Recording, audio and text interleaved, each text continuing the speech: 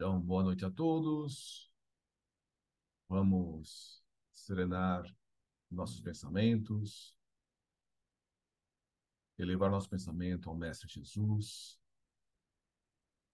agradecendo mais uma vez pela oportunidade de estarmos todos aqui reunidos, usando a tecnologia, mas unidos em um só pensamento, em torno da nossa casa, no nosso centro espírita, que nos une, que nos conforta, que nos permite o trabalho, nos permite o nosso equilíbrio. Obrigado por tudo que nós recebemos. Obrigado pelas oportunidades de experiências, pela família, pelo trabalho. Obrigado, Mestre Jesus, por esse planeta maravilhoso que nos permite a evolução. Pai nosso que estais nos céus, santificado seja o vosso nome. Venha a nós o vosso reino. Seja feita a vossa vontade, assim na terra como nos céus. O pão nosso de cada dia, dai-nos hoje e sempre, Senhor. Perdoa-nos, Senhor, nossas dívidas, assim como nós perdoamos aos nossos devedores. E não nos deixeis cair em tentação, e livra-nos de todos os males. Porque teu é o reino, o poder, a glória e a misericórdia. E graças ao bom Deus.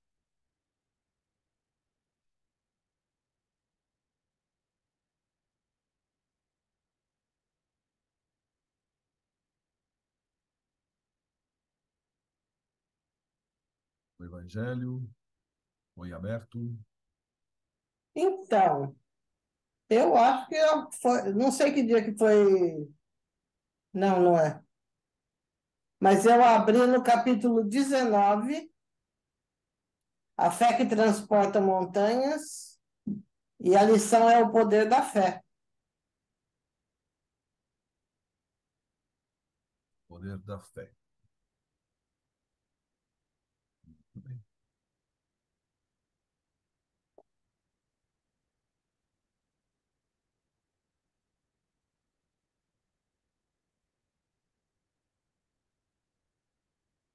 Bom, nós estamos aqui, então,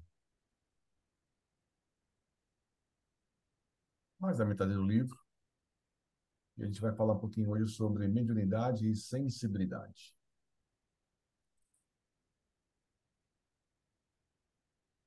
Quem gostaria de fazer a leitura?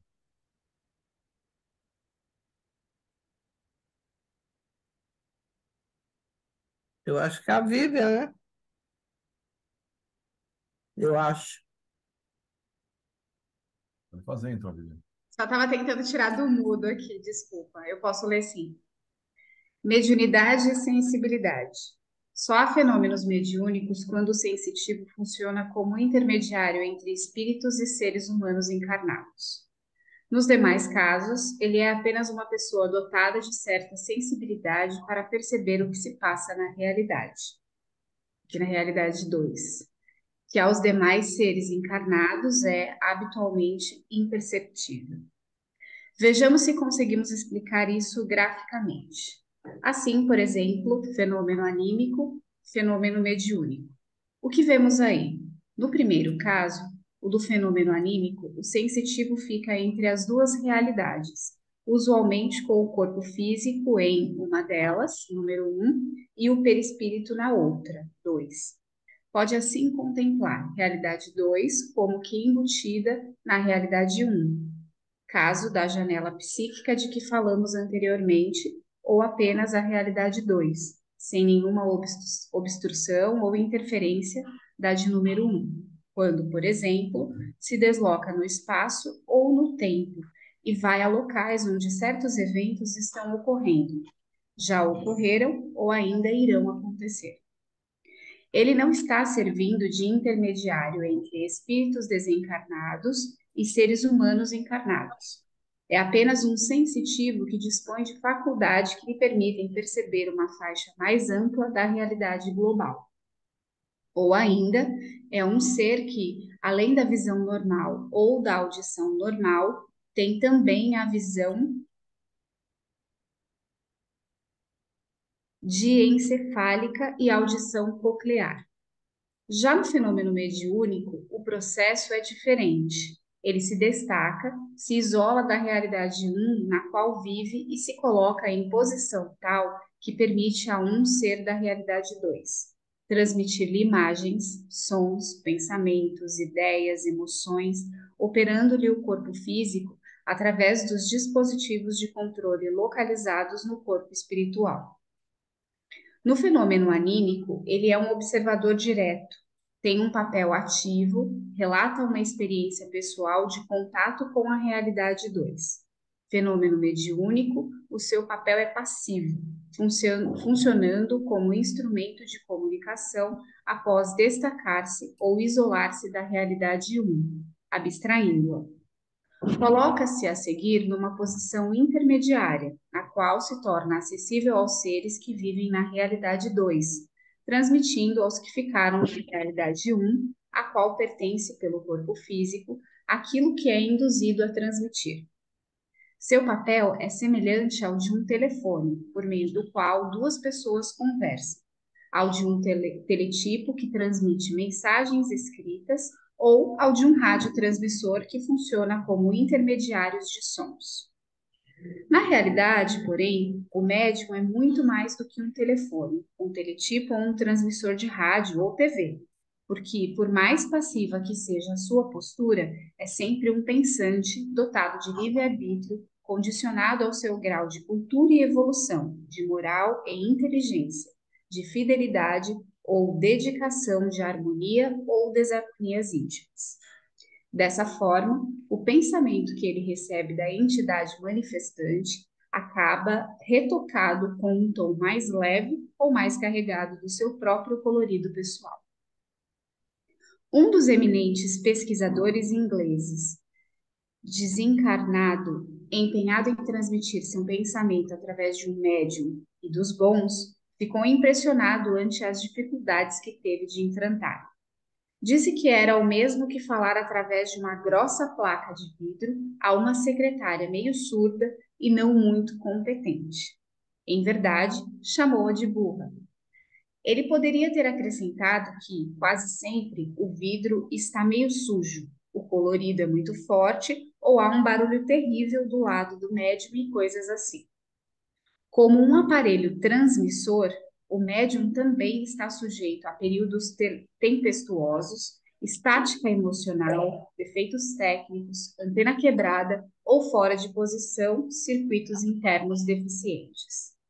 O bom médium, portanto, é aquele que mantém o seu vidro bem limpo, não permite que as paixões carreguem nas suas cores e está atento bastante ao que lhe dizem do outro lado.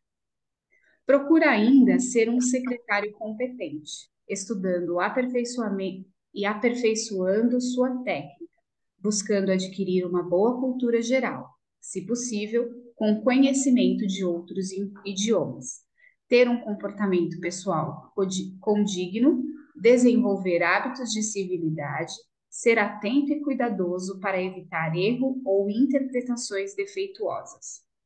Nada retirar ou acrescentar os textos ou as informações que lhe incumbiram de transmitir.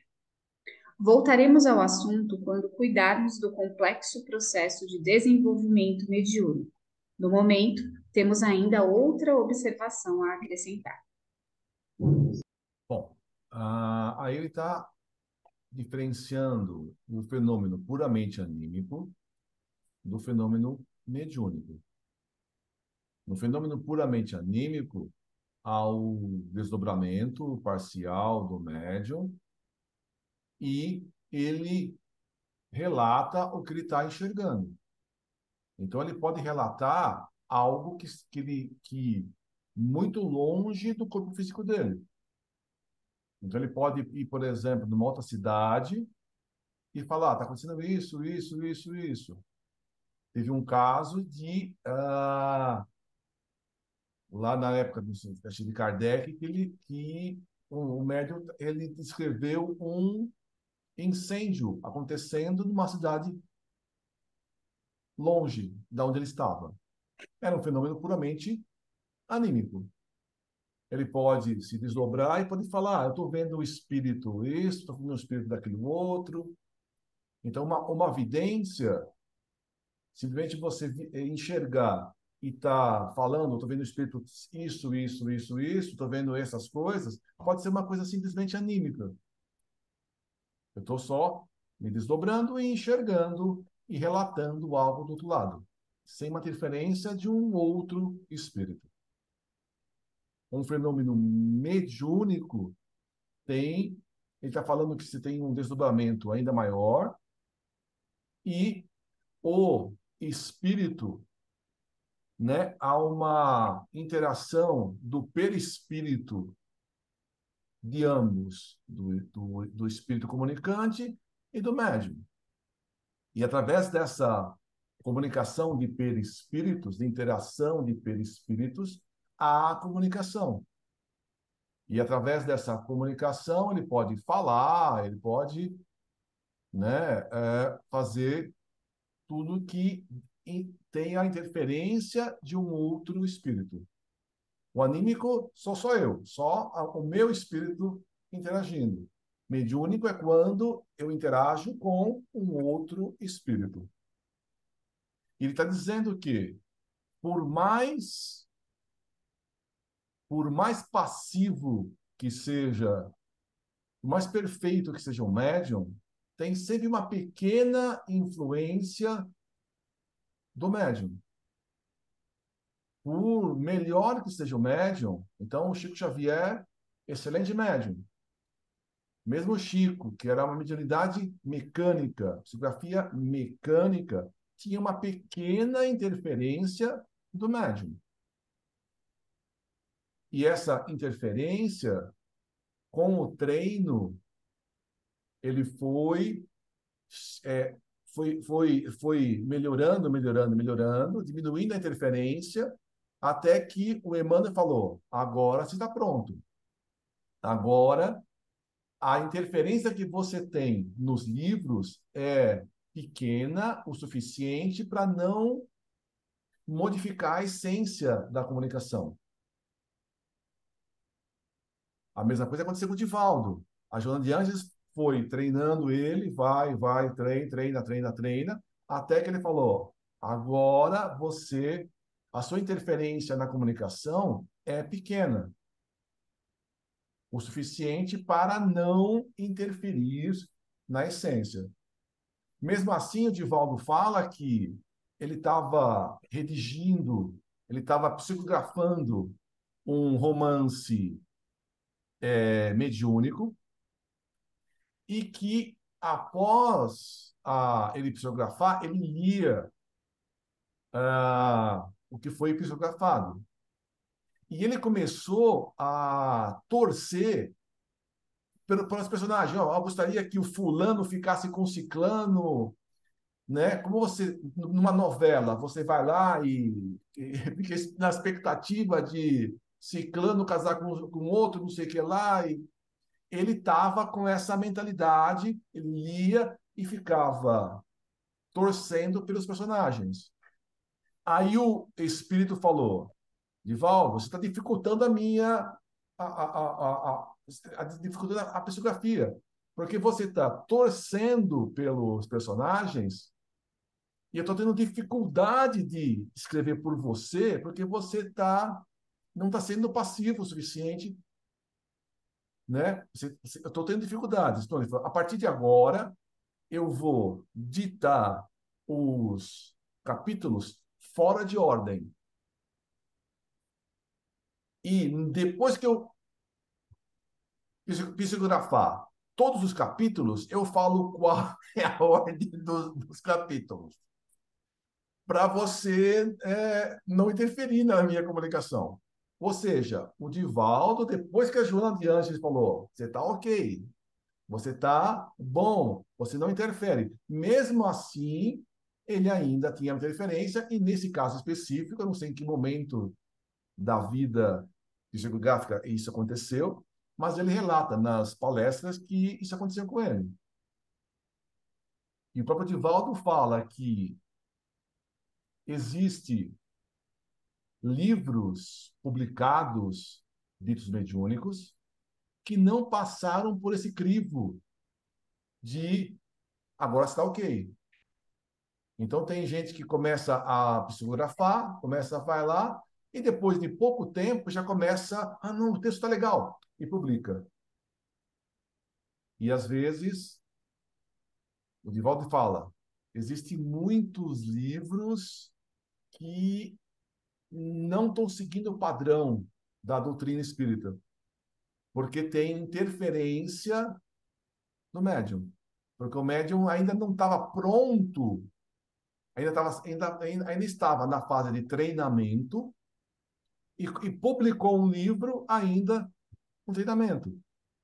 Ou seja, parte da comunicação, o texto foi contaminado, digamos assim, sofreu interferência do médium que estava psicografando. Por isso que ele fala, você tem que tomar cuidado com os livros, para ver certinho se passou. Então, você não pode acreditar em tudo que você lê. Você tem que ler e falar, não, isso aqui está ok. Não, isso aqui não está. Pode não tá exatamente, né, da forma, não segue a. Está fugindo da doutrina espírita. Então, você tem que tomar esse cuidado.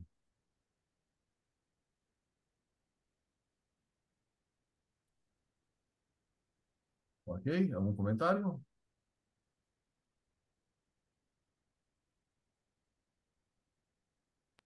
Pode continuar? Ok? Fenômenos mistos. Repassando na mente alguns dos fenômenos relatados neste livro, podemos notar que alguns deles são mistos, ou seja, não são totalmente anímicos. Isto quer dizer que em muito deles há participação ostensiva, presumida ou inferida de espíritos desencarnados. O sensitivo desdobrado encontra-se com outros espíritos e realiza certas tarefas em conjunto com eles, sem, contudo, nada a ter a transmitir, ou seja, sem funcionar como intermediário entre esses espíritos e os seres encarnados. Pode ser que ele assista a uma projeção de imagens suscitadas por uma regressão da memória espontânea, mas também pode ser que tais projeções sejam promovidas por companheiros espirituais invisíveis que o tenham induzido à condição que lhe permite o acesso a tais imagens. No caso dos rapazes australianos afogados, por exemplo, desdobrou-se. Eu perdi, desculpa. O sensitivo funcionou também como médium, ou seja, ele desdobrou-se, assistiu a toda a aventura em replay, narrou-a com minúcias para os pais e, posteriormente, atuou como médium para um dos rapazes. Na primeira parte do trabalho, ele operou ativamente, deslocando-se no tempo e no espaço, observando e narrando o que via. Na segunda, funcionou passivamente, limitando-se a transmitir o que lhe dizia o jovem recém-desencarnado por afogamento. São muitos, portanto, os fenômenos ou episódios dentro de cada fenômeno específico em que o animismo é suscitado, apoiado ou dirigido pelos espíritos, o que equivale a dizer que são fenômenos anímicos com um componente mediúnico. Não nos arriscaríamos a fixar limites percentuais para essa participação. Como dizia Lutero, estaríamos tentando medir o vento com uma vara. Digamos, porém, para figurar uma hipótese de trabalho, que o fenômeno anímico fosse de cor amarela e o fenômeno mediúnico de cor azul. Neste caso, a fenomenologia mista resultante teria uma coloração esverdeada, desde o verde pálido mais suave até os tons mais carregados de verde, dependendo não apenas tonalidade original de cada cor, como da dosagem de cada uma na composição do tom final. O que pretendo deixar bem marcado é que pode haver, e com frequência há mesmo, um componente mediúnico em muitos fenômenos anímicos. Essa participação pode ser ostensiva ou facilmente identificada quando o sensitivo vê, ouve e conversa mentalmente com os espíritos durante o desenrolar dos fenômenos anímicos, ou apenas percebe a presença deles, intuitivamente, mas não os vê nem os ouve. Ou, afinal, não tem a menor ideia de que eles estejam por ali, a participar ou até promover os fenômenos. É difícil, portanto, no estado atual dos nossos conhecimentos, determinar com maior precisão até que ponto o fenômeno anímico traz consigo um componente mediúnico, ou seja, a participação dos espíritos desencarnados. Acredito que, mais tarde, isto ficará bem definido, ainda que não com rigor matemático, em tantos microvolts para cada um, segundo a deliciosa brincadeira de Guy Lyon Playfair em seu livro The Indefinite Bonder. Bonder, acho que é assim que Então, ele está dizendo que os fenômenos são mistos, né? Mesmo o fenômeno anímico pode ter a componente mediúnica. O fenômeno mediúnico tem um componente anímico. Então, é difícil você dizer, né, qual é a porcentagem de cada um deles. O que ele enfatiza muito no livro é que a parte anímica faz parte do processo. Ele acha que deve até discutir agora nesse próximo trecho aqui, fenômeno mediúnico puro, a parte anímica sempre existe no processo. Por mais perfeito que seja o médium, existe a parte anímica. Como ele falou aí, uma vidência, existe a parte anímica e ela pode ter a parte mediúnica. Então, o vidente pode estar enxergando um fenômeno, enxergando o que tá acontecendo. É uma coisa anímica. Ele está só enxergando. Agora, ele está conversando com um espírito. É uma coisa mediúnica. Então, ele está enxergando e conversando com alguém. É uma coisa anímica e mediúnica. Então, pode ser uma coisa só anímica, pode ser uma coisa mista. E qual a porcentagem de cada um? Não dá para dizer. O que ele está dizendo é que muita gente condena, falando que a parte anímica tem que ser desprezada, tem que ser anulada. E ele fala que não, a parte anímica faz parte do fenômeno mediúnico. Mesmo que a mediunidade ou um espírito está se comunicando, a parte anímica faz parte do processo. Não dá para anular a parte anímica. Não existe isso. Por isso que ele fala lá em cima. Quando você fala de um telefone, por exemplo, o telefone, né, ele passa o som. Mesmo que o telefone acabe decodificando, e ele, às vezes, ele pode modificar, às vezes, o tom do som, mas a fala é a mesma. Então, o que a pessoa falou de um lado, chega do outro. Às vezes ele pode deixar a voz mais grave, mais aguda, mas é a mesma fala. No fenômeno mediúnico, tem sempre uma pequena interferência do médium.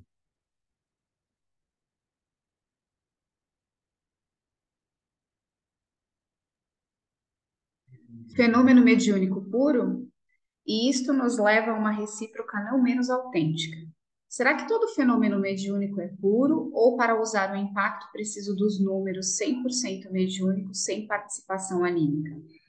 Estou consciente de que minha resposta poderá surpreender ou até mesmo desagradar a muita gente, mas não vejo como deixar de dizer não. Como ficou dito alhures, no meu entender, não há fenômeno mediúnico puro, pois haverá neles sempre um inevitável componente anímico. A razão é simples, direta, objetiva e irrecusável.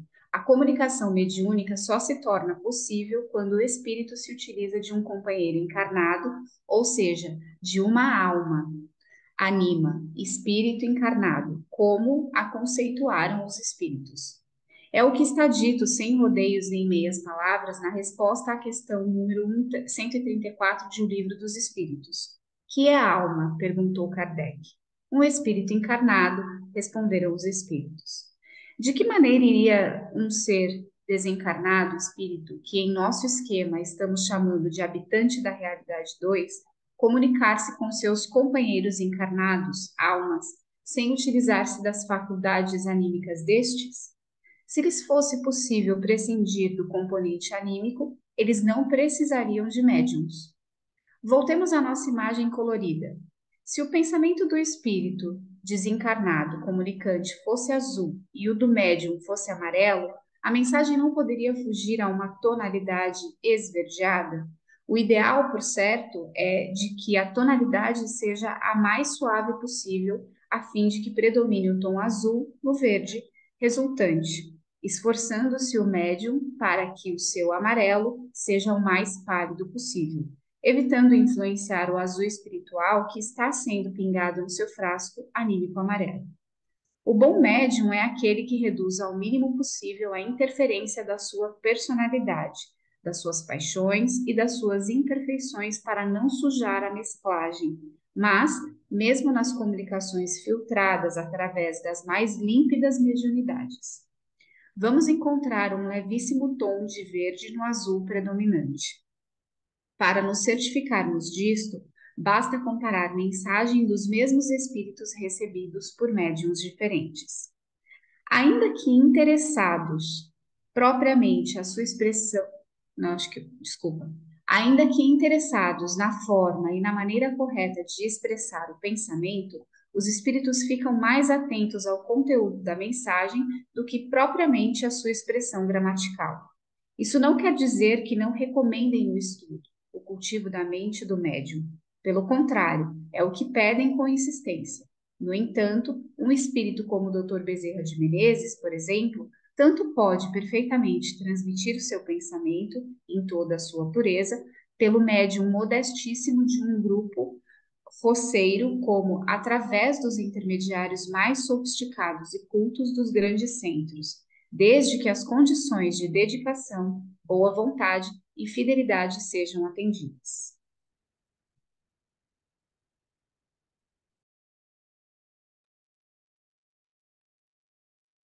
Lá mais para frente,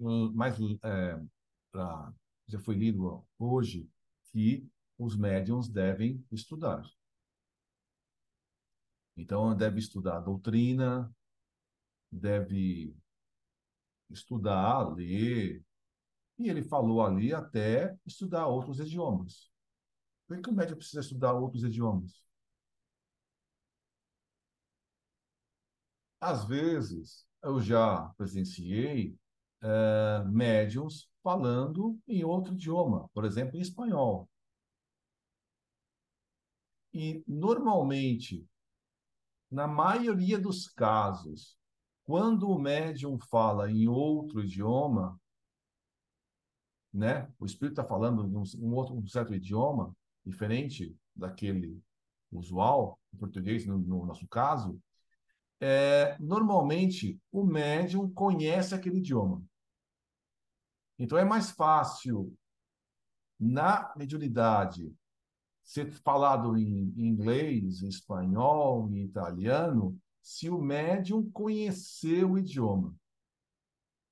Porque ele está transmitindo o pensamento, transmitindo a imagem, transmitindo o que ele quer fazer, e o médium decodifica. É possível o médium falar em um idioma em que ele nunca teve contato? É possível, mas dá muito mais trabalho para o espírito.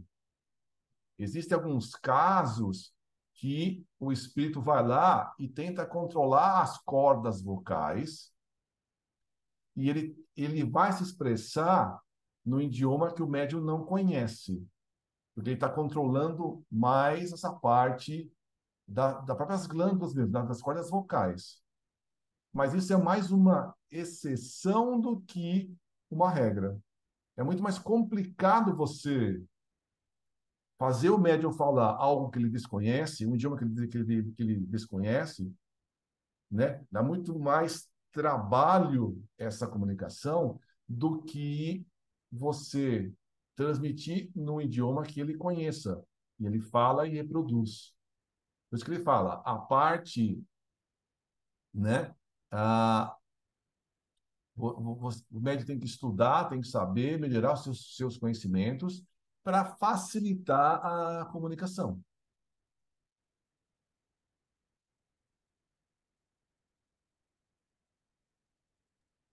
eu acrescentaria mais alguma coisa, só para melhorar assim a interpretação. Vamos supor que o médium seja um instrumento musical, né? Então, a música ela vai ser muito melhor quando esse instrumento estiver bem afinado. Ela vai reproduzir com mais facilidade, né, algo que está bem afinado. Então, o médium também é a mesma coisa. Agora, e o médium não é só conhecimento também, né? Mas ele tem que estar preparado psiquicamente também. O seu lado emocional, né? Porque todo médium vive as complicações como todo ser humano, né? Mas o médico tem que aprender a usar a inteligência emocional, né? Saber que ele é um ser integral, que ele tem uma matéria, que ele vive num meio social, que ele tem um mundo mental, espiritual. E precisa estar bem ajustado. Estudando ajuda muito a entender esse equilíbrio que nós precisamos ter na vida, porque a gente estuda não é só para conhecer, é para praticar, né? E não é praticar só na reunião mediúnica, tem que praticar no dia a dia. E é aí que a gente afina mesmo o nosso instrumento, a fim de que a gente desenvolva esse processo. Mas vale para o médium, como vale para qualquer um de nós que participamos da reunião mediúnica, né? Mas, como nós estamos falando de mediunidade, é essencial isso aí, né?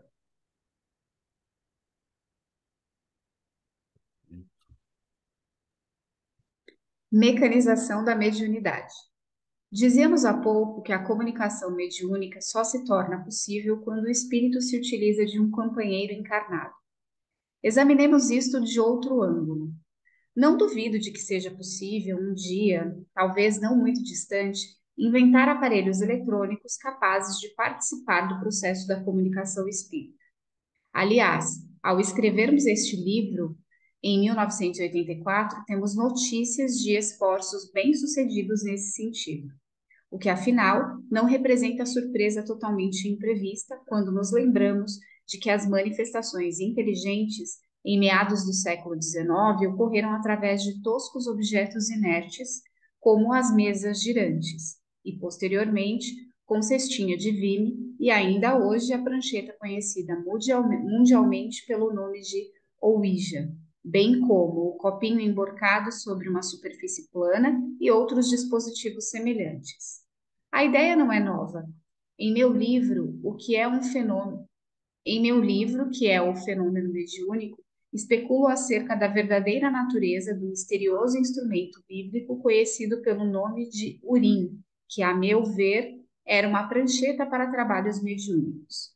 Em todos esses casos, porém, continuo entendendo ser indispensável a presença de alguém dotado de certas faculdades especiais que supra os recursos magnéticos de que necessita o espírito manifestante para movimentar a mesa, a prancheta, a cestinha de vime ou o copinho.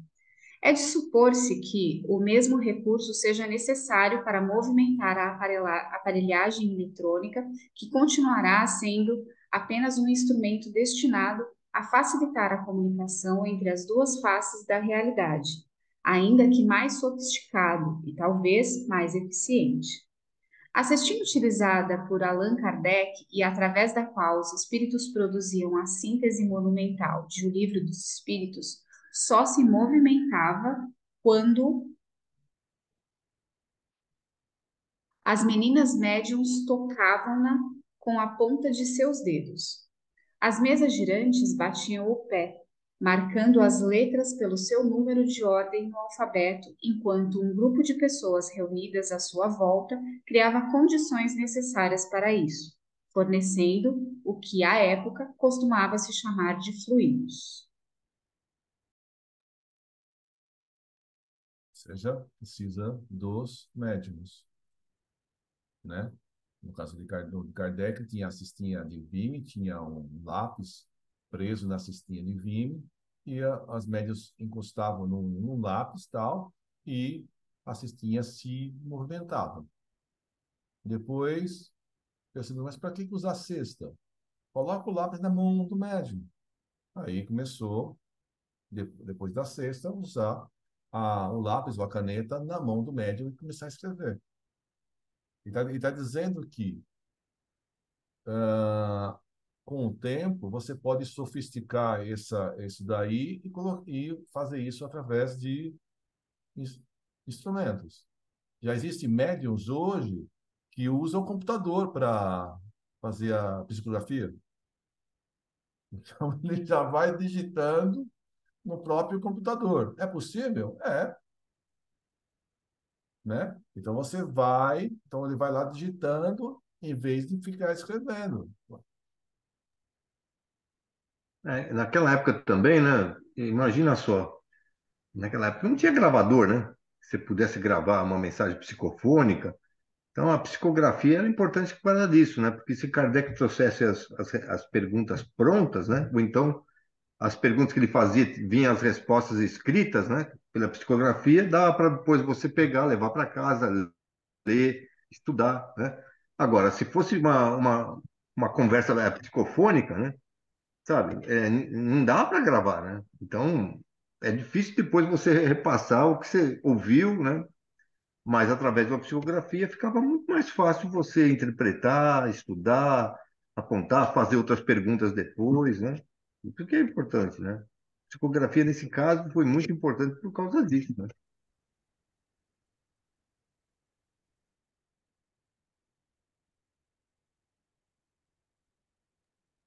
Spiricum. Com relação ao problema do intercâmbio com os seres desencarnados por processos eletrônicos, recomendo ao leitor o excelente livro Hernani Guimarães Andrade, Morte, Renascimento e Evolução, em especial o capítulo 9, o Spiricum. Ao especular sobre as energias ainda desconhecidas da ciência terrena que os espíritos estão empregando nesse projeto, escreve Hernani, não sabemos como produzi-las à vontade e muito menos controlá-las. Na comunicação por meio do espírito, há estrita necessidade do agente humano, capaz de doar parte das referidas energias a fim de propiciar a desejada interação entre o espírito e a matéria que ele deve acionar. Nesse caso, produzir ondas sonoras semelhantes à sua voz, lançando mão dos áudios. Andrade Hernani G. 1983.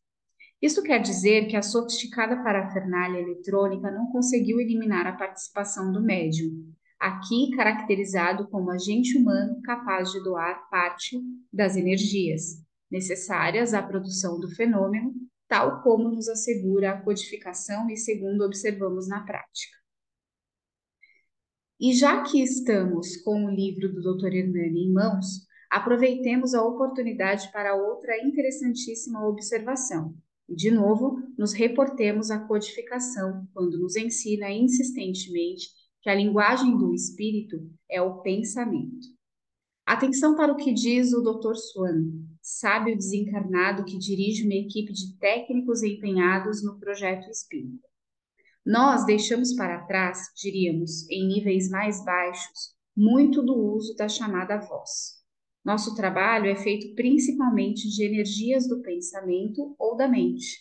Chamá-la-emos pensamento porque isto é, como vós a entendeis.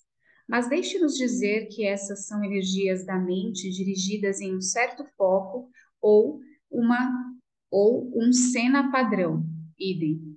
Tal como na mediunidade, o problema continua sendo, portanto, o de converter energias mentais, pensamento, em palavras faladas, no caso do espírito, ou faladas e escritas, quando a comunicação é dirigida através do médium. Isso tudo quer dizer uma só coisa, que o espírito desencarnado precisa de certa cota de magnetismo ou energia vital do ser encarnado para manifestar-se, movimentando objetos ou instrumentos a isso destinados. Nem sempre a pessoa que fornece tais recursos magnéticos tem consciência da sua participação no fenômeno, como costuma ocorrer nos casos de poltergeist, na maioria dos quais somente se identifica com precisão o doador de fluidos quando, afastada determinada pessoa, os fenômenos cessam como por encanto e, às vezes, acompanham a pessoa por onde ela for. ver a respeito um dos antológicos estudos de Ernesto Bozano, que me veio às mãos em tradução francesa, sob o título de Phénomène de Antice. Nas experiências ditas de voz direta, muito estudadas e praticadas na Inglaterra, até hoje, a voz somente é direta no sentido de que o espírito manifestante não utiliza-se do aparelho fonador do médium, indo direto à trombeta que lhe serve de amplificador. Mas é igualmente certo que, não estando presente a pessoa dotada das faculdades adequadas, o fenômeno não ocorre. Situação semelhante verificou-se com as inúmeras experiências de escrita direta do barão de Oudunstubé, narrada em seu notável livro de La Réalité des Esprits.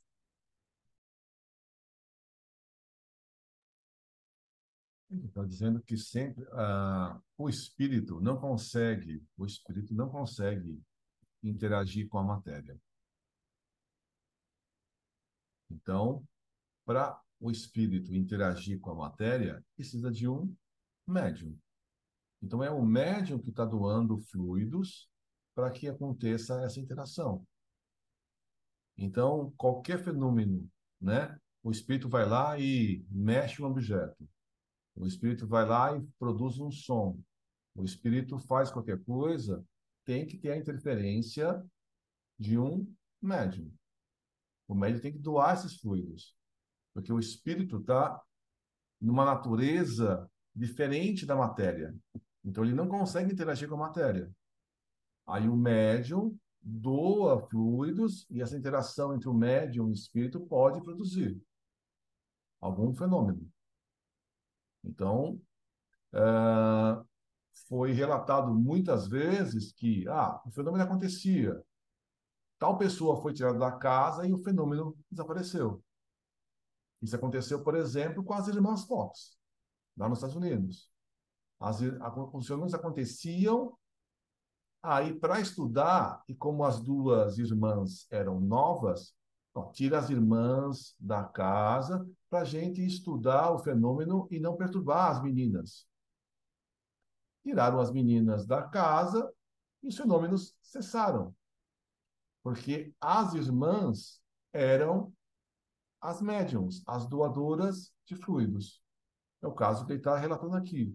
Quando existe um médium, tem a doação, se o médium se afasta daquele local, né, ele é doador de fluidos mesmo involuntariamente.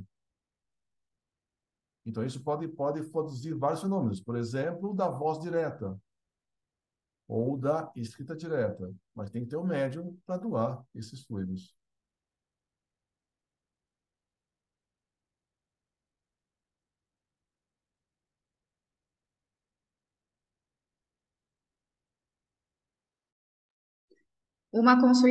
Uma conceituação mais precisa para o médium. No famoso banquete de Baltazar, narrado na Bíblia, o espírito que produziu na parede as 3 palavras fatais que anunciavam o fim do poderoso monarca dispunha no momento de fluidos à vontade para escrevê-las diretamente, já que o salão estava cheio de convivas que, inconscientemente, forneceram-lhe os recursos magnéticos suficientes.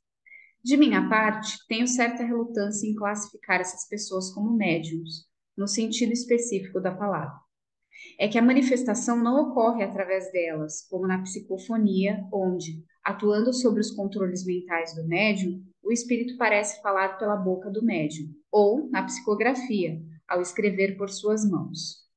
No caso de poltergeist, da escrita ou voz direta, ou até mesmo da vidência, o sensitivo não é um intermediário do fenômeno, e sim uma pessoa que se limita a suprir recursos magnéticos que ele se realize, ou seja, para que o espírito consiga movimentar os instrumentos de comunicação colocados à sua disposição. Retomemos por um momento a imagem da mistura de tintas. Suponhamos que a única cor visível aos olhos humanos fosse o verde, mas espírito somente tem consigo a azul. ele precisa de um pouco de amarelo para produzir certa manifestação visível aos seres encarnados. Isso não quer dizer que, ao tomar um pouco de amarelo para elaborar o verde que necessita, ele esteja convertendo a pessoa encarnada, dona do amarelo, em seu médium. Já com a psicofonia e a psicografia, não. A pessoa é, de fato, a intermediária, ao colocar o seu corpo físico à disposição da entidade para esta se utilize da instrumentação própria e necessária ao processo. É de fazer entender pelos demais encarnados. Eu não poderia escrever este livro à máquina se não dispusesse de uma. Nem poderia escrever a lápis se não tomar de um, segurá-lo devidamente entre os dedos e fazê-lo deslizar sobre o papel com a pressão e os movimentos adequados à produção gráfica das palavras com as quais desejo vestir o meu pensamento. Nesse sentido, a máquina e o lápis são intermediários, médiums, entre meu pensamento e o leitor numa comunicação anímica produzida pelo meu espírito encarnado. Quando, porém, o espírito desencarnado deseja fazer o mesmo, ou seja, transmitir a alguém na carne o seu pensamento traduzido em palavras, faladas ou escritas, ele precisa não apenas de lápis e papel, ou de um microfone para gravar o que pretende dizer, mas de uma pessoa encarnada que tenha condições de acionar os instrumentos normalmente utilizados para essas tarefas que estão fora do seu alcance e controle.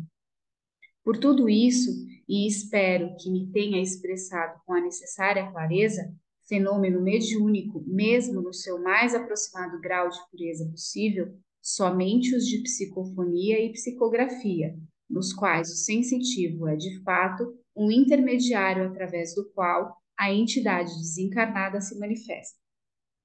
Poderíamos admitir ainda nesta categoria os de vidência e audiência, sob condições que discutiremos daqui a pouco.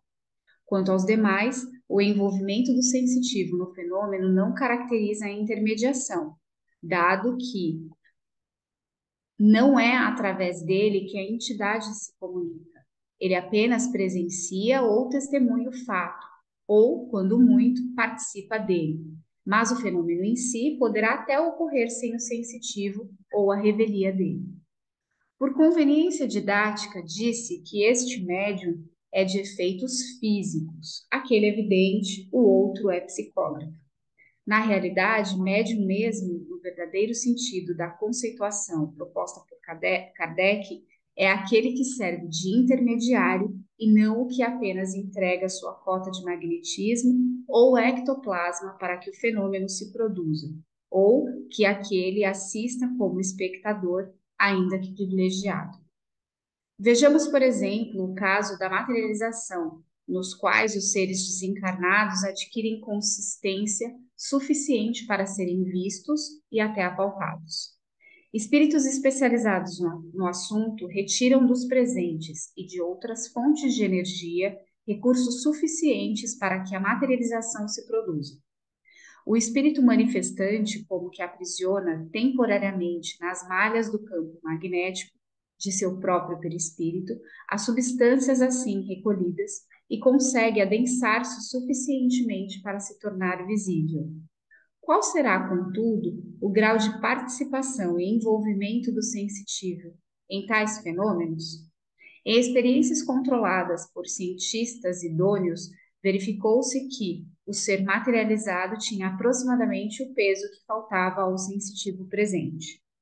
Numa de tais experiências, Madame de Espérance ficou com a metade de seu corpo desmaterializado na presença de Alexandre Aksakoff e outros. Ao cabo de algum tempo, seus fluidos lhe foram devolvidos e ela recompôs seu corpo físico que sumira da cintura para baixo. Não estamos com isto questionando a classificação proposta em O Livro dos Médiuns. Há médiuns facultativos, involuntários, impressionáveis, audientes, falantes, videntes, sonambúlicos, curadores, pneumatógrafos, mecânicos, intuitivos, semimecânicos, inspirados, de pressentimentos, bem como tipólogos, motores, de traslação, de efeitos musicais, de aparições, de transporte, proféticos, pintores, novatos, improdutivos, lacônicos, explícitos e tudo o mais que ali se encontra devidamente estudado. Todo esse desdobramento minucioso e competente tem por finalidade colocar num quadro tão abrangente quanto possível os diferentes tipos de manifestação e as peculiaridades e características de cada sensitivo. As duas grandes categorias básicas, contudo, ver item 187 de O Livro dos Médiuns, são a de médiuns de efeitos físicos e médiuns de efeitos intelectuais. Se prestarmos suficiente atenção ao que escreveu Kardec, poderemos perceber com nitidez a matização de sua conceituação acerca de duas categorias. Diz ele que médiuns de efeitos físicos são os que têm poder de provocar efeitos materiais ou manifestações ostensivas, ao passo que os médiuns de efeitos intelectuais são os que são mais aptos a receber e transmitir comunicações inteligentes. Nesta segunda categoria, o sensitivo é, de fato, o intermediário, dado que recebe, processa e transmite uma ideia, um pensamento, uma impressão visual, auditiva ou intuitiva. No outro caso, não ele apenas provoca efeitos materiais, emprestando um pouco de suas energias para que os próprios espíritos produzam as manifestações desejadas. Não há dificuldades em demonstrar essa realidade, ou seja, a de que o fenômeno intelectual, o espírito do médium, participa e, por conseguinte, pode interferir com intensidade maior ou menor, ao passo que no fenômeno físico, seu poder de controlar ou influir é praticamente nulo. Se um espírito turbulento, desejoso de produzir uma manifestação de poltergeist, faz despencar uma panela da prateleira da cozinha ou um copo de cima de uma mesa, o sensitivo não poderá obrigar a panela ou o copo a cair suavemente, sem estrondo ou fratura. O espírito pode fazê-lo. Se provoca incêndio em... Ixi, eu perdi, desculpa. Aqui. Se provoca incêndio em peças de vestuário ou em móveis, não consegue fazer com que o fogo queime menos, mesmo porque, muitas vezes, a pessoa encarnada que provoca tais incidentes e acidentes não tem a mínima consciência do seu envolvimento no fenômeno. O verbo provocar tem muitos sentidos. O caso sob exame, porém, é o de número 4 do Aurélio, o se tornar fácil, promover, facilitar. Na língua original em que escreveu Kardec, encontramos provoquer. No Larousse, como produzir, ocasionar, favorecer, ficamos com este último sentido. Tanto é esse o pensamento de Kardec que ele escreve mais adiante. Sob a denominação de médiuns de efeitos intelectuais, abrangemos os que podem, mais particularmente, servir de intermediários para as comunicações regulares e integrais. Kardec, Alain, 1975.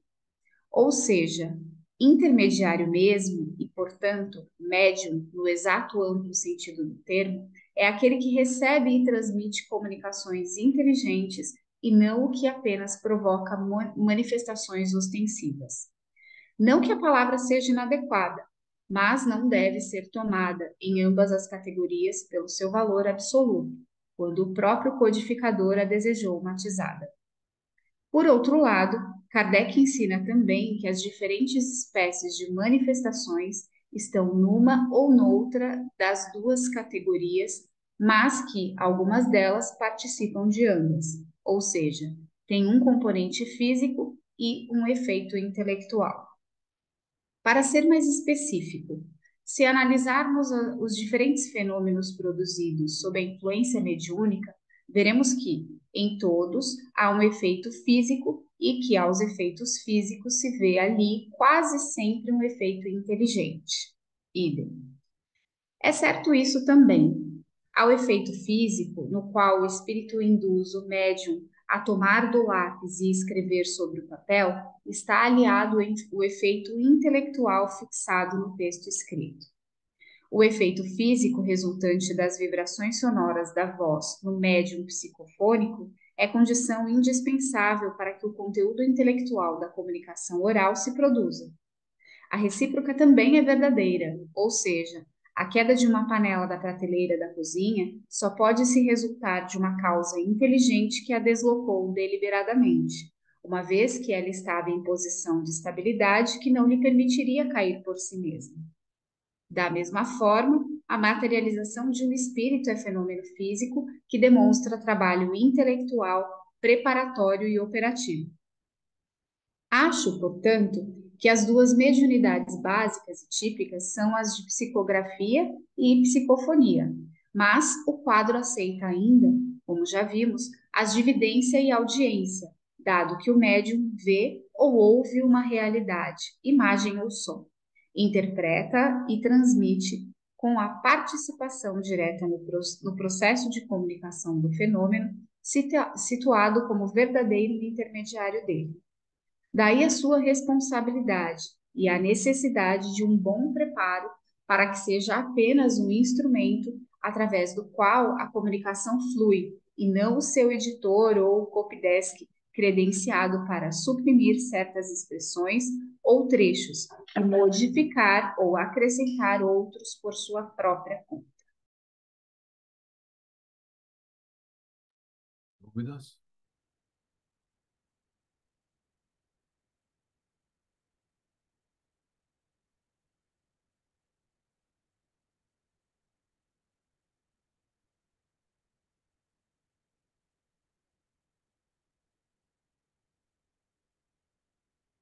Opa, ô Lourenço, queria falar três coisas, né? Essa leitura foi um pouco comprida, né? Mas aí eu fiquei sabendo agora, deduzi de que o meu WhatsApp é meu médium. Ele virou médium o WhatsApp. Vocês sabiam disso? Ele escreveu agora. Naquele tempo era datilografado, agora o WhatsApp virou médium. Segundo, né? Queria fazer uma pergunta. O Moisés era médium? Tá todo mundo calado aí, porque abre, abre esse Eu som acho aí. que Moisés era médium? sim, Me sem prova que ele dúvida. era médium. Sem dúvida, porque ele recebia a intuição, né? As comunicações de Jesus, de Deus, não sei. Ah, quando ele usou o cajado para separar o mar, era mediunidade? Aquilo lá aconteceu mesmo? Eu acho que foi efeito físico, né? Bom, eu Ó, eu entendo, sei que eu ele era médium entendo. por uma razão bem simples, né? Quando ele desceu com aquelas tábuas psicografadas lá. Ainda foi um efeito físico misturado com psicografia, foi um negócio complicado, mas ele que ele desceu com os 10 mandamentos, ele desceu. Pelo menos o Chico disse que foi a primeira fotografia, psicografia que teve lá no. Mano, falou, né? Ele Você vê fez o só, né? quê? Certeza. E Celso, outra coisa que eu. ainda hoje, É, o mar se abre às 5h25 da tarde. Deu todos os dias. 5h25, ele abre. Se isso. você quer comprar o maná que caiu do céu, estão vendendo lá por quilo, É por que cai efeito da árvore, magnético né? da Lua, né? É por É, efeito da- é, magnético da o, Lua. é uns bichinhos que nem o que corre madeira, né? E cai com a neblina e com o frio, então forma aquele pão. Hum. Então é onde é o pão que caiu do céu. Cai das árvores, né? Mas todo dia tem para Aí vender. outra coisa que eu Então, aprendi, que eu deduzi Escuta, desse estudo aí, primeiro de tudo, né? É uma lição para nós, viu? Por favor, não generalizemos as coisas, né?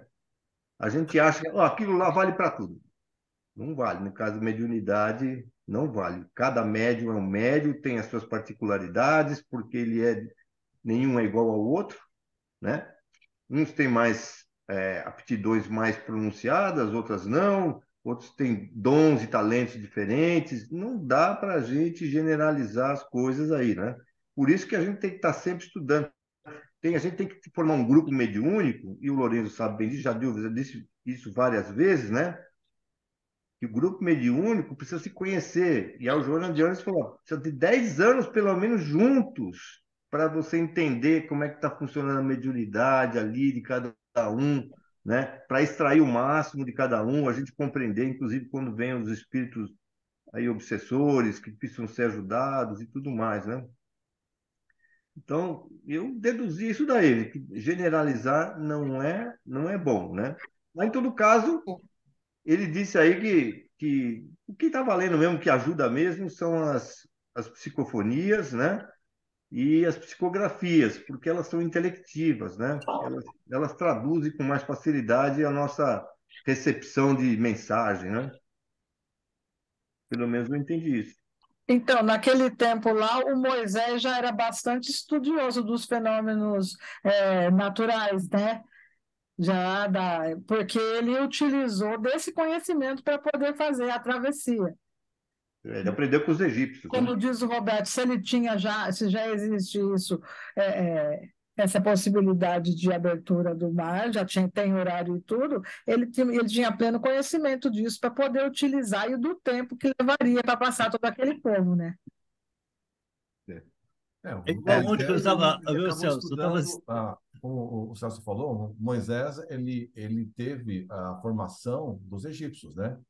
Então, ele teve a cultura egípcia, né? Que conhecia muita coisa, então o aprendizado ele foi com os egípcios. Além de toda essa parte da cultura egípcia que ele teve, ele também tinha uma intuição muito forte. Então, ele tem essa intuição, ele foi orientado para fazer várias coisas, né? Além do que, muito daqueles fenômenos, daquelas pragas, né? Tem várias explicações.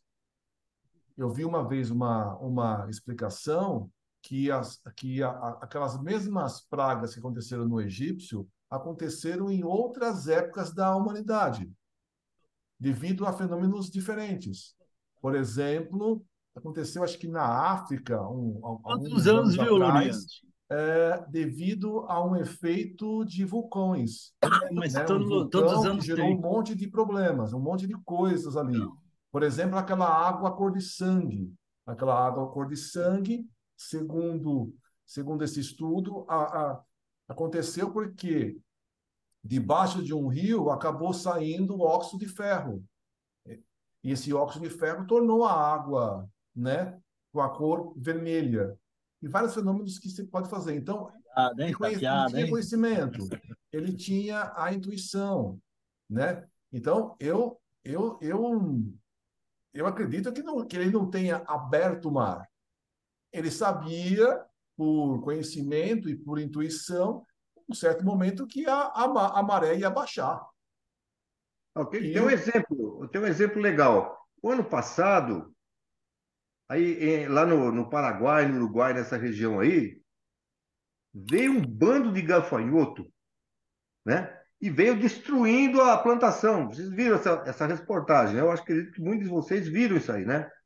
Agora, se fosse no tempo de Moisés, ele já ia receber a intuição, ó, vai vir um bando de gafanhoto aqui. Ele chegou primeiro e avisou, eu vou acabar com vocês se vocês não me obedecerem. Vai vir um bando de gafanhoto aqui, porque ele sabia que vinha. É porque ele já É como sabia que todo aquele... ano acontecia a mesma coisa. Por Pois que é. Moisés passou o deserto? Porque ele era um engenheiro, né? E ele sabia que o engenheiro, a água existe, né, como chama aquela pedra? Cacaia, que verte água. Ai, como que chama aquela pedra? Jesus, eu esqueci Calha, agora. não. Não, eu esqueci o nome da pedra. Então ele sabia que lá em Batia Lança, a água vertia de lá, né? Então ali, porque ele era engenheiro, né? Dos gafanhotos também, ele sabia. Agora eu te pergunto, Celso, e Davi, era médium? Ela também. Ah, mas vamos mais de Moisés ainda. Então tá. Se a gente faz a leitura, Já que ele estava no deserto, como é que eles plantavam lá o trigo, né? Inclusive, ele tinha uma parte da população que fazia isso aí, que fazia as plantações, cuidava dos animais, né? Mas como é que eles podiam fazer tudo isso no deserto? Mas me explica. Então, esse negócio de deserto é conversa mole, ou seja, tem a parte do deserto, mas eu acho que eles também habitavam em áreas, né, produtivas. Agora, quando ele fala em deserto, na minha opinião, não é que a gente imagina que ele vai estar no meio daquela areia, daquelas dunas, né? Era uma região desértica, porque eles eram nômades, né? Era uma região desértica. Eles sabiam onde tinha essas coisas, onde tinha lá a água, eles sabiam exatamente isso, porque senão como é que eles vão sobreviver, minha gente? Não tem um jeito, né? Então, Lembrei, César, Calcaia, viu? A pedra de Calcaia. é isso aí. O interessante é que ontem, assistindo Fantástico de madrugada, que eu fui entender uma coisa. Eu pensei que era o Mar da Galileia. E não era, Jesus não ficava no Mar da Galileia, Jesus ficava na Lagoa da Galileia.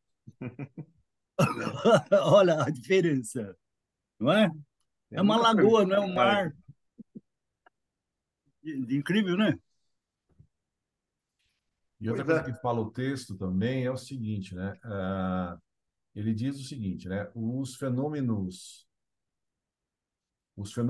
de efeitos físicos, né? Ele fala, a panela, o espírito vai lá e derruba a panela e o médium não tem como fazer a panela cair mais devagar, porque isso o espírito está controlando. Mas a gente sabe que esse fenômeno de efeitos físicos tem que ter um médium de efeitos físicos. Mas a gente sabe que esses fenômenos de efeitos físicos acontecem com, quando o médium sem a vontade do médium. E sem a vontade do médium acontece, a pessoa não conhece do fenômeno, está acontecendo coisas que se queimam, coisas que caem.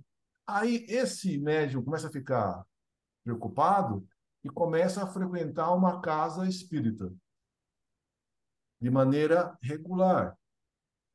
E depois que ele começa a frequentar e trabalhar na casa espírita, esses fenômenos de panela cair, pegar incêndio sozinho, para.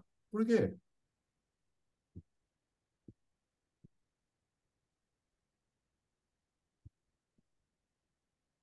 Você está perguntando para a gente? Lógico, não é para mim. Pra quem? Segundo o que foi lido aí, é porque algum médico favorecia esses acontecimentos por causa da sua mediunidade, né? Ele tinha essas propriedades, a mediunidade dele tinha essa propriedade. A partir do momento que ele se afasta, os fenômenos também cessam. É isso que eu Não, não, entendi. não foi isso que eu perguntei. O que foi que você falou? Pronto, fala de novo, então. Ó, médium Sônia. Não conhecia espiritismo. Aí, dentro da casa da médium Sônia, a cortina pegava fogo sozinha. A panela caía, tinha pancadas. Aí a médium Sônia ficou desesperada e começou a buscar todos os meios para lá, para cá, benzedeira, padre exorcista e um monte de outras coisas. Aí chegou dentro da casa espírita e começou a trabalhar dentro da casa. Aí depois que ela começou a frequentar a casa e começou a trabalhar, os fenômenos de cortina pegando fogo, panela caindo, cessaram. Por quê? Por quê? Porque aí ela aprendeu, ela foi trabalhada e entendeu, e estudou também, e aí ela entendeu que ela era o meio de comunicação entre esses fenômenos. Ela era o médio de efeito. A partir do momento, eu estou falando, desculpa, a partir do momento que ela se equilibrou, né? A partir do momento que ela se equilibrou, que ela entendeu e que ela recebeu toda a ajuda necessária, os fenômenos cessaram, porque aquele excesso de energia que ela tinha para poder utilizar e colocar nesses fenômenos também foram utilizados para outros eventos, né? Então, foi tudo equilibrado dentro de uma ajuda espiritual também, além do conhecimento que ela adquiriu. Quero crer que seja isso. Desculpa, nega, mas eu tinha que completar meu pensamento. Pode ser que esteja errado? Pode, mas eu preciso saber, tá bom? Desculpa. Era isso aí, eu estou falando. O médium de efeitos físicos que provocava tudo aquilo era ela. Ela que ela fornecia o ectoplasma para poder fazer tudo aquilo ali. Tá certo? No fundo, no fundo, viu? É para galgar os médios, né? Para levar os médios no lugar certo. Aí não, Exato. Mas depois que ela começou a frequentar a casa, ela deixa de ser médium de efeitos físicos? não, Não, continua sendo. ela só equilibrou e soube trabalhar Ela com ele, se controlar, usar esse requisito. Pode ser uma bela de uma doadora, né? Para os trabalhos da casa espírita, né? Uma ajuda muito grande. Né? Como Então, eu falo para a Nathalie, vai lá, Nathalie, ajuda lá, mas não quer, né? então, a partir do momento que ela começa a trabalhar a mediunidade, ela passa a ter controle sobre a sua mediunidade. Exatamente. Então, a mediunidade ela só vai a trabalhar como doadora de ectoplasma, doadora de efeitos físicos, dos fluidos, quando ela permitir. Quando ela não tem, antes disso, ela não tem o controle. Ela acaba, o espírito consegue retirar dela fluidos sem a vontade dela, sem ela perceber. À medida que a pessoa trabalha a mediunidade, só vai acontecer essa doação com a autorização do médium. Você só vai, no caso dos efeitos inteligentes, o médium, sem saber se equilibrar, ele pode dar a comunicação de psicofonia sem o controle dele. O médium permite, já doutrinado, já trabalhado, ele só vai permitir a comunicação psicofônica ou qualquer outra comunicação com autorização dele. Então você passa a ter controle sobre a sua mediunidade. E se você não Essa é a educação mediúnica, e para isso o médium precisa estudar.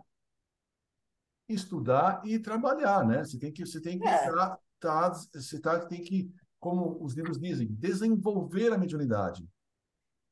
Desenvolver e você ter essa sensibilidade para você permitir ou não os efeitos tendo a sua vontade. É importante, né? ter a consciência da sua responsabilidade. Você não vai ficar dando passividade em qualquer lugar. Não, mas tem que lembrar, Ângelo, que mesmo sendo efeitos físicos, tem que ter um espírito interessado por trás para captar as energias do ectoplasma, como você falou, para produzir o efeito, certo? Então, nesses casos desses médicos, porque eles não sabem que tem esses efeitos, mas o espírito que está induzindo a isso, ele sabe quando ele vai produzir a energia que ele precisa, ou os fluidos, né? Então, dou um exemplo, né? Quando esse espírito induz ao médium que vai ceder a irritação, e a irritação produz o fluido, ele faz isso. Aí a pessoa fica irritada, daqui a pouco começa a pegar fogo na cortina. Por exemplo, né, existe uma influência espiritual de tal forma que a pessoa produz naturalmente por causa da sua situação emocional, alguma coisa assim, do seu pensamento, e faz com que ele produza isso aí. Agora, quando ele vai, como o Glenn falou, quando ele vai ao centro espírita, no caso aí desse contexto, né, ele sabe que isso pode estar provocando as coisas, né? Então, fala, olha, você tem que controlar. Porque o espírito está induzindo você a fazer isso, fazer aquilo, aí você vai estudando, e aí você vai limitando a ação do espírito, então aí você não oferece mais os recursos que ele está precisando para produzir os efeitos. Simplesmente assim, né? Ou seja, melhora moralmente, cessa um pouco a atração desses espíritos, porque uma vez que a gente consegue ter uma atitude mais elevada, não tem condições desses espíritos também ter mais acesso.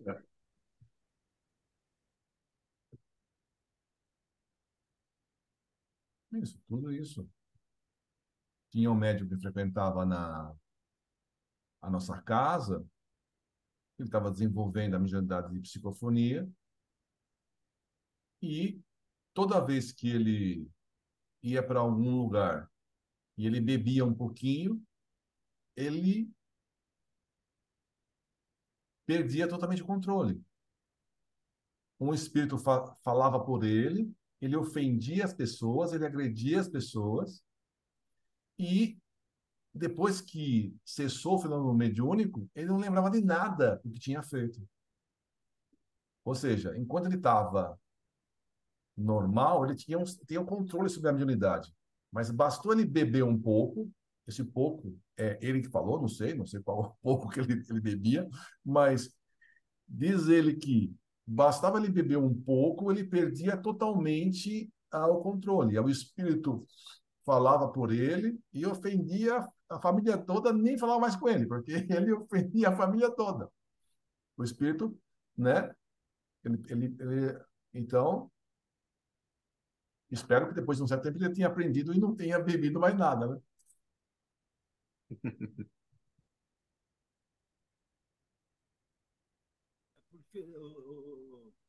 Por exemplo, porque trocou a vibração, né? Então ele deu lugar a um espírito da índole que ele provocou ali com a bebida.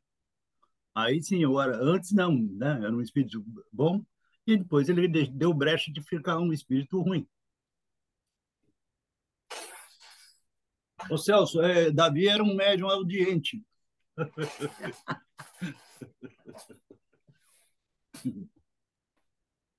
Poeta também, cantor, né? Ele fazia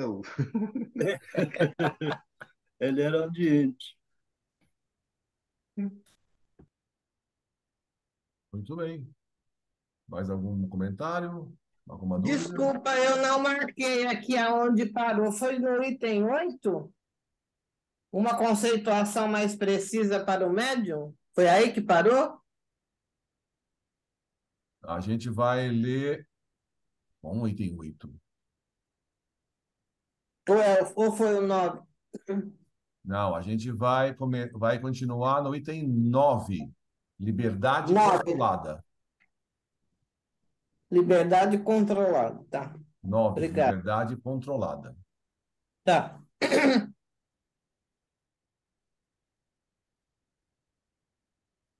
Ok? Ok. ok. Bom, então quem gostaria de fazer a prece de encerramento?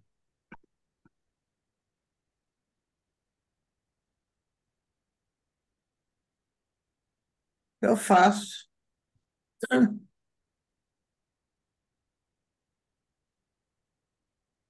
Mestre Jesus, mais uma vez nós agradecemos por mais esta bendita oportunidade de estarmos aqui reunidos em seu nome.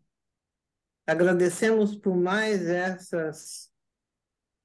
esses ensinamentos que nos servem para podermos dar continuidade nessa nossa educação mediúnica, que nós possamos aplicar corretamente, sempre, aprender a vivenciar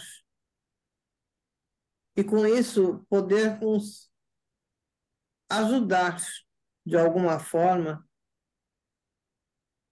a nós mesmos e a todos aqueles irmãos que nos são enviados para receber o choque anímico, para serem assistidos e que eles possam sempre contar conosco e que nós também possamos aprender com tudo isso. Agradecemos ao Pai essa bendita oportunidade, que nós consigamos sempre estar nos reeducando, aprendendo e aplicando os ensinamentos do Mestre. E assim nós dizemos: Pai nosso que estais nos céus, santificado seja o vosso nome. Venha a nós o vosso reino, que seja feita a vossa vontade, assim na terra como nos céus. O nosso de cada dia nos dai hoje. Perdoai as nossas dívidas, assim como nós perdoamos os nossos devedores. E não nos deixeis cairmos em tentação, mas livrai-nos, Senhor, de todos os males. Que assim seja. E graças a Deus. Graças a Deus. Vai ter uma evidência boa para relatar?